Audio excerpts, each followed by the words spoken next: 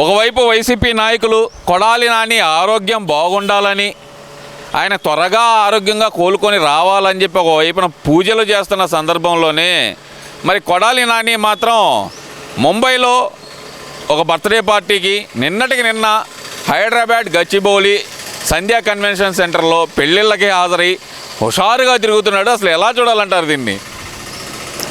ఎలా చూసేది ఏమీ లేదు, ఇందులో చూడటానికి ఏమీ లేదు. నాటకాలు, రకరకాల నాటకాలు జరుగుతుంటాయి. ప్రతి సాంఘిక నాటకం, పౌరాణిక నాటకాలు చూస్తుంటాం. వీళ్ళేంటంటే సకల కళా వల్లభులు. ఏ సాంఘికమైన పౌరాణికమైన రక్తి కట్టించగల నేతలీళ్ళు.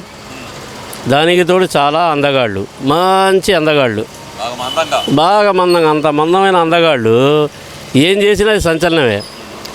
ముంబై బ్రీచ్ కాండీ హాస్పిటల్లో స్టంట్ ఆపరేషన్లు, స్టింగ్ ఆపరేషన్లు అని చెప్పి కొంతకాలం నాటకం ఆడారు. వాళ్ళు చేసిన తప్పులు బయటపడుతున్నప్పటికీ కేసుల భయంతో రకరకాల విన్యాసాలు, రకరకాల వేషాలు ప్రతి ఓడిని నమ్మించడానికి ప్రయత్నిస్తున్నారు. మరి పెళ్ళిళ్ళలో ఎట్ట తిరుగుతున్నారో తెలియదు, నేను హైదరాబాద్లో మన ముంబై పార్టీలో ఎట్ట తిరుగుతున్నారో తెలియదు. మరి వీళ్ళకంత నైతిక ధైర్యం ఎక్కడి నుంచి వస్తుంది? అదే ఆంధ్రాలో తిరుగు, నువ్వే తప్పు చేయలేదు. తప్పు చేయనప్పుడు ఏం చేయాలి? ఆంధ్రాలో తిరుగు, రాయల్టీగా తిరుగు. ఒక పౌర సరఫరాల మంత్రిగా పనిచేసావు, తప్పు చేయలేదు. నువ్వు తప్పు చేయనప్పుడు ఎందుకు నీకు భయం? రా, విజయవాడలో హ్యాపీగా తిరుగు, అసెంబ్లీ దగ్గరికి రా, ప్రతి వాళ్ళని కలు. అయ్యా నేనే పొరపాటు చేయలేదు, నా మీద కేసులు ఉన్నాయి, వాటి విషయంలో ఏమైనా ఎంక్వైరీ నన్ను పిలవండి, వస్తా అని చెప్పి నిర్భయంగా నువ్వు ముందుకు రా. నువ్వు ఇన్ని నాటకాలు ఎందుకు? నీకు స్టంట్ పడుద్ది, నీకు హోల్స్ మూతపడ్డాయి.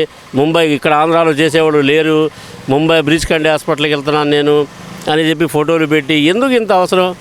తప్పు చేయనోడికి భయం లేదు తప్పు చేస్తేనే వాడికి భయం. వాడి తప్పుకు వాడి గ్యారెంటీగా వెన్నాడుద్ది. ఎందుకంటే వీళ్ళు చేసిన పాపాలు ఒక్కొక్కటి కాదు.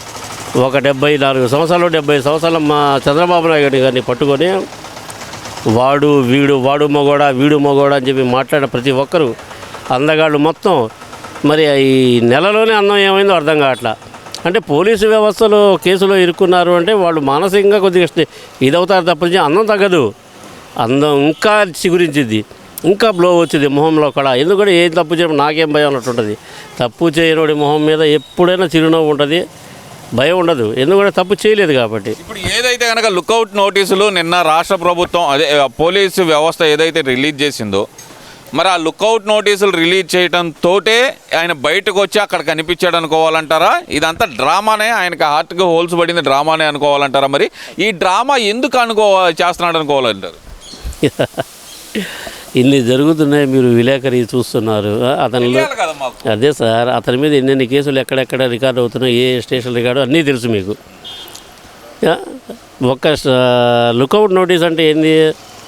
దేశం విడిచి వెళ్ళరాదు అని చెప్పేసి నౌకాశ్రయాలు, విమానాశ్రయాల్లో, పోలీస్ స్టేషన్లో కనబడటలేదు అని చెప్పి పోలీస్ స్టేషన్లో ఒక పాంప్లెట్, ఈ బాలుడు కనబడట్లేదని ఎట్లా పెడతారో, ఈ బాలుడు కనిపిస్తే మాత్రం మాకు చెప్పండి, ఇతని మీద లుకౌట్ నోటీస్ ఉండే, చాలా కేసులు ఉండే అంటారు. ఒక పాస్పోర్ట్ పొందడానికి ఒక వ్యక్తి చదువుతో పాటు అతనికి ఏమైనా నేర ప్రవృత్తి ఉన్నదా లేదా అనేది తను ఉన్న పరిసరాల్లో ఉన్న పోలీస్ స్టేషన్లో రికార్డు ఇవ్వాలి.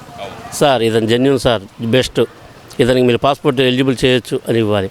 అటువంటిది ఇంత నేర చరిత్ర ఉన్న నాయకుడు, గడ్డం గ్యాంగ్, మరి అతని మీద లుకౌట్ నోటీస్ ఇచ్చినప్పుడు బయటకు వచ్చి ఇది అతను వేసే నాటకాల్లో ఇది ఒక భాగం అంతే.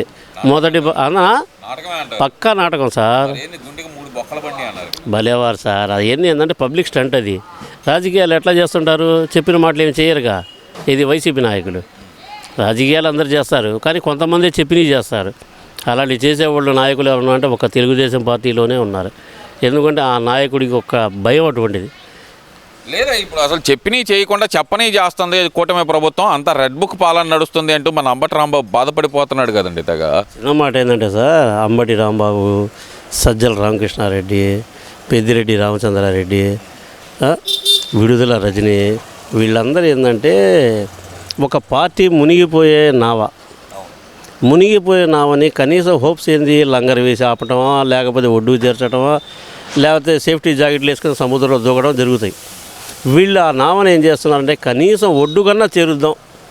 ఎందుకంటే ఇతనికి తల్లి విరోధం, చెల్లి విరోధం. నిన్నటిదాకా భుజం మీద చేసి మా సాయిరెడ్డి గారు ఈ నియోజకవర్గం ఎంపీగా పోటీ చేస్తున్నాడు, మంచివాడు, నాకు బాధ్యతంతా ఆప్తుడు అని స్టేజీ మీద వేల మంది సమక్షంలో చెప్పిన నాయకుడే తెలుగుదేశం పార్టీకి విజయసాయి రెడ్డి గారు అమ్ముడు పోయారు. మరి అది ఎట్లా జరిగిందో అర్థం కావట్లేదు. చదువుకున్నాడు, చదువు సందేహం లేనివాడు మూర్ఖుడు అయ్యేవాడు, ఏవో డబ్బులు ఇస్తే ఆ పార్టీలో పోయారులే అనుకోవడానికి. మంచివాడు, మంచి మిత్రుడు, సౌమ్యుడు, ఈ పార్టీలో తరపు నుంచి ఎంపీగా పోటీ చేస్తున్నాడు. మీరందరూ సహకరించాలి. వీటన్నిటికీ కాక నాకు అత్యంత ఆప్తుడు. మరి ఇన్ని రివార్డులు ఉన్న వ్యక్తి ఒక్కసారిగా తెలుగుదేశం పార్టీకి ఎట్లా అమ్ముడిపోతాడు సార్? ఆయన అన్నాడు కదా, మరి జగన్మోహన్ రెడ్డి ఇచ్చిన స్టేట్మెంటే కదా, మరి ఎందువల్ల ఇచ్చాడంటారు అది స్టేట్మెంట్? ఒక నాయకుడు ఈ విధంగా స్టేట్మెంట్లు ఇస్తున్నాడంటే దేనికి ఇస్తున్నాడు? దేనికి ఇవ్వట్లేదు. అతను డిఫెన్స్లో ఉన్నాడు. ఇప్పుడు డిఫెన్స్లో ఉండాల్సిన అవసరం అతని గురించి చేసిన తప్పులు వెంటాడుతున్నాయిగా. దమ్ముంటే అరెస్ట్ చేసుకోండి, నేను విజయవాడలోనే ఉన్నాను, ఇక్కడే ఉంటాను, అరెస్ట్ చేసుకుంటే చేసుకోండి అని చెప్పి సవాల్ చేస్తున్నాడు కదా. సవాలు కూడా చేస్తున్నాడు, బెదిరింపులు కూడా దిగుతున్నాడు సార్. మీరు గమనించట్లా? ఎందుకు లేవు సార్? భలేవారైనా ఒక్కొక్కటి తాట తీస్తా, సినిమాలు చూపిస్తా, కొత్త సినిమాలు తీస్తున్నాను. రామ్ గోపాలరావుతో 2 సినిమాలు తీశాడు. వ్యూహం ఒకటి, అదొకటి రామారావు చంద్రబాబు నాయుడు గారి మీద. అవి 2 సెన్సార్ కాలేదు, రిలీజ్ అయినాక ఒక రోజు కూడా ఎవరు చూడలేదు, అవన్నీ వెనక్కి వెళ్ళిపోయినాయి.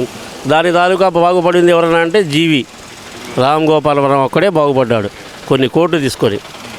ఇప్పుడు మళ్ళీ సిట్ ఆపరేషన్లో ఇసుక దోపిడీ చూపిస్తుంది. ఎవరెవరు ఎంతంత తిన్నానో సిట్టు అవినీతి నిరోధక శాఖ తీస్తుంది. ఈ సిట్లో ఎవరెవరు ఎంతమంది ఉన్నారు, ఎక్కడెక్కడ నుంచి ఓచర్స్ పోయినాయి, ఎక్కడెక్కడ తవ్వారు అనేది ప్రతిదీ తీస్తున్నారు.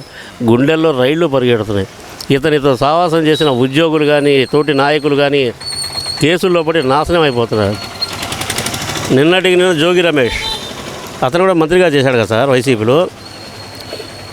అగ్రిగోల్డ్ భూములు తెలుసు కదా సార్, రూపాయి కూడబెట్టుకొని అగ్రిగోల్డ్లో పేదలు ఒక డిపాజిట్గా పెట్టుకొని మాకు ఇంత అమౌంట్ వచ్చింది నా పిల్ల పెళ్ళికో, నా కుటుంబ అవసరాలకో, లేదా నా ఇంటి కట్టుబడికో అని రూపాయి కూడబెట్టుకున్నాయి. అగ్రిగోల్డ్ ఆస్తులు గవర్నమెంట్ సీల్ చేసింది. గత ప్రభుత్వం కాదు, అంతకుముందున్న టీడీపీ ప్రభుత్వం సీల్ చేసింది. ఆ సీల్ చేసిన అగ్రిగోల్డ్ డైరెక్టర్లు అందరూ, అయ్యా మేము ఎవరి సొమ్ము ఎగ్గొట్టాం, కట్టాల్సిన దాని మీద ఆస్తుల విలువలు ఎక్కువ ఉంటాయి, మేము కట్టాల్సిన దానికన్నా మా ఆస్తుల విలువలు ఎక్కువ కనుక మీరు మా ఆస్తుల విలువ తీసుకోండి, మార్కెట్ రేట్ అమ్ముకోండి, వారికి చెంది అన్నారు. గత ప్రయత్న హయాంలో 3 వంతుల పని అది పూర్తయింది. పోలీస్ ప్యాడ్ గ్రౌండ్లో, గుంటూరు టౌన్లో పోలీస్ ప్యాడ్ గ్రౌండ్లో పెట్టేసి ప్రతి ఒక్క వ్యక్తి అతను అఫిడేట్ చూసి అతను ఎంత కట్టాడు, అతనికి ఎంత ఇవ్వాలి అని రూపాయలు పావలా ఇచ్చి కొంతమందిని సర్దుబాటు చేసింది. కొన్ని ఆస్తులు ఆ అమ్మని ఆస్తులు దొంగ పత్రాలు సృష్టించి, ఇది మన జోగి రమేష్ గారు తన కొడుకు పేర, తన సోదరుడి పేరు మీద క్రయ విక్రయాలు జరిపారు. బత్తిత్తుని నాకేం సంబంధం లేదంటాడు కదండి. మరి అసలుకి తప్పు చేసేవాడు చెప్తాడు సార్. తప్పు చేసేవాడు ఎవరు ఒప్పుకుంటారు సార్? నేను తప్పు చేసేవాడు ఒప్పుకుంటారా? మరి ఇప్పుడు అదే బాధలో ఉండాడు మరి జగన్మోహన్ రెడ్డి. దమ్ముంటే అరెస్ట్ చేసుకోండి, అసలుకి ఏం అవసరం ఉంది, లెక్కర్ స్కామ్ ఏముంది, మొత్తం చేసింది చంద్రబాబే అంటున్నాడు కదా. లిక్కర్ స్కామ్లో ఇన్ని బ్రాండ్లు యాడ్ నుంచి వచ్చినాయి సార్. దానికి ఒక జే బ్రాండ్ అని ఎందుకు బ్రాండ్ పెట్టారు? ఎట్లయింది? చంద్రబాబు తెచ్చిన బ్రాండ్ రాయల్టీ బ్రాండ్లు. అది డబ్బునోళ్ళు కొనుక్కుంటారు, తక్కువలో కొంటారు. ఈరోజు రాయల్టీ బ్రాండ్ 99 రూపాయలు కొనుక్కుని పేదవాడు తాగుతున్నాడు. లిక్కర్ ఆదాయం ఎంత పెరిగింది? గత 5 ఏళ్లలో లిక్కర్ ఆదాయం ఏం పోయింది? ఈ లిక్కర్ ఏమైనా ప్రైవేటుకి ఇచ్చారా? ఏ బార్లకు ఇవ్వలేదుగా, ఏ ప్రైవేటు వైన్ షాపులకు ఇవ్వలేదుగా, ప్రభుత్వమే నడిపింది. క్యాజువల్గా కూర్చొని లెక్కేస్తే 3,500 కోట్లు లిక్కర్ స్కామ్ జరిగింది. అసలు ఏం సార్ అది? ఏంది అసలు? మరి ఏమనుకుంటారో అర్థం కావట్లా. పేపర్ పరిగ్రహం ఉన్న ప్రతి ఒక్కరు మాట్లాడే మాట ఇది. ఇంత డబ్బు మీరు ఒక్కడి నుంచి తీర్చారు.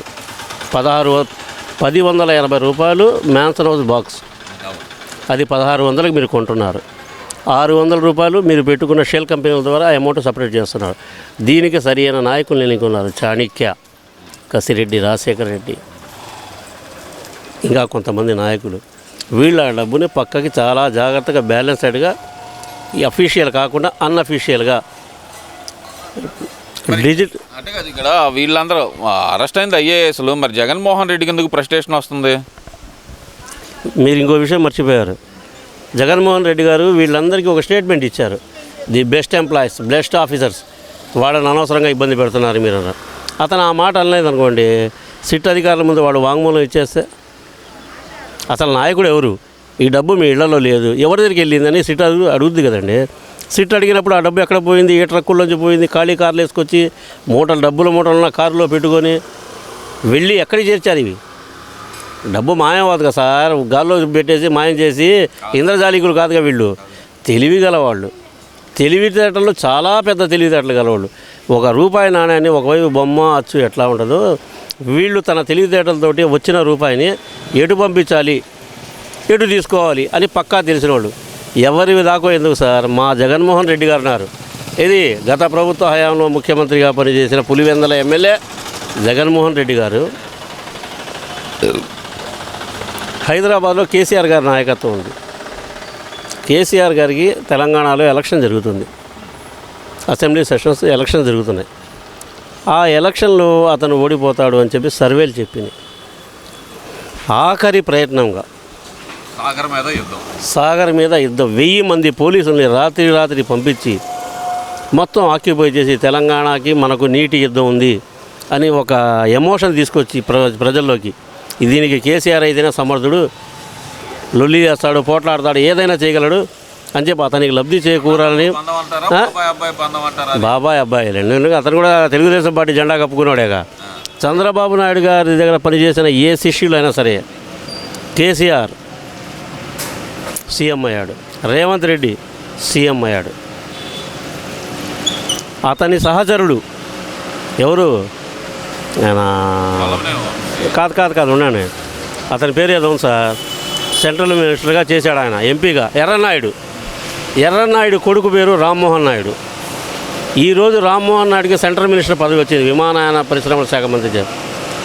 అతనికి ఈ మధ్యలో గ్లోబల్ అవార్డు ఇచ్చారు పార్లమెంటరీలో, బెస్ట్ పార్లమెంటేరియన్గా. జగన్మోహన్ రెడ్డితో ఉన్న పరిస్థితి ఏంది? ఇదే సార్, వాయిదాలు, జైలు జీవితాలు, చేసిన పాపాలు పుట్టలుగా పగులుతుంటే, నోట్ల కట్టలు డబ్బులు కనబడుతుంటే, ఏ గవర్నమెంట్ అయినా ఏం చేసేది? అది పబ్లిక్ సొమ్మా లేకపోతే ఎవరిది? అది పబ్లిక్ సొమ్మేగా. ఒక పబ్లిక్ సొమ్ముని ఇంతగా దుర్వినియోగం చేసిన ముఖ్యమంత్రిగా రికార్డులో ఎక్కిన నాయకుడు ఎవరుంటే వైఎస్ జగన్మోహన్ రెడ్డి గారే.